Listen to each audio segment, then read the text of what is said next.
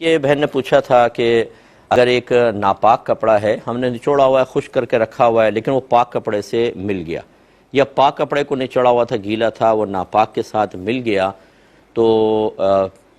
اس میں انہوں نے کہا کہ اگر وہ قطرہ اس تک نہیں پہنچا تو وہ پاک ہے۔ پھر اگر ہم اس کپڑے کو پانی میں ڈال دیتے ہیں تو پانی ناپاک ہوگا یا نہیں ہوگا؟ دیکھیں، پہلے اچھی طرح کلیئر کر لیں ایک مسئلے کو کہ اگر ایک کپڑا ناپاک ہے اور وہ اس میں پانی وغیرہ نہیں ہے لیکن گیلا پن موجود ہے، تو سب سے پہلے دیکھیں گے کہ وہ ناپاکی کون سی ہے، عین نجاست ہے یا عین نجاست کا غیر ہے۔ یعنی ایک تو ایسا ہوتا ہے کہ خود خاص نجاست لگی ہوتی ہے، جیسے پیشاب، ٹھیک ہے نا، اب وہ کپڑا ہلکا ہلکا نمی ہے، نچوڑیں تو پیشاب نکلے گا نہیں، سمجھ لیں، یہ اتنا ہے، ایک یہ ناپاکی ہے۔ اور ایک ہے کہ کسی ٹب وغیرہ کے اندر پیشاب کی چھینٹیں چلی گئیں، وہ پانی اس کپڑے تک پہنچا تھا، اس وجہ سے ناپاک ہے۔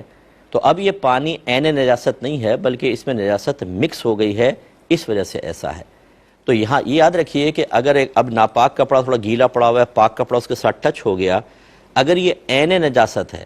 اور یہ اس تک پہنچ گئی، دھبا آپ کو نظر آ رہا ہے، چاہے قطرہ بنے نہ بنے، اسمیل ہو یا نہ ہو، یہ ناپاک کہلائے گا، کیونکہ عین نجاست آپ کو پہنچتی ہوئی نظر آ رہی ہے، تو اس کو آپ کو پاک کرنا ہوگا۔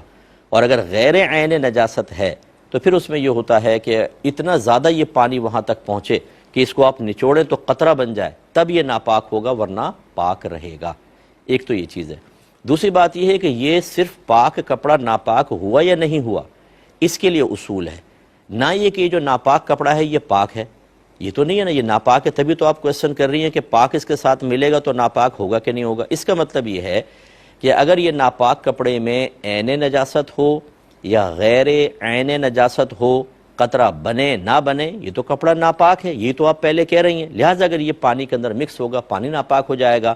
ایسے اگر آپ لکڑی وغیرہ کسی ٹھوس چیز کے اوپر رکھیں گی اور اس پہ تری وغیرہ تھوڑی بھی آ گئی، کیونکہ قطرہ تو نہیں لیکن آپ رکھیں تو اس پہ تری آ جائے گی، تو یہ بھی ناپاک کہلائے گا۔ امید ہے کہ آپ بات سمجھی ہوں گی۔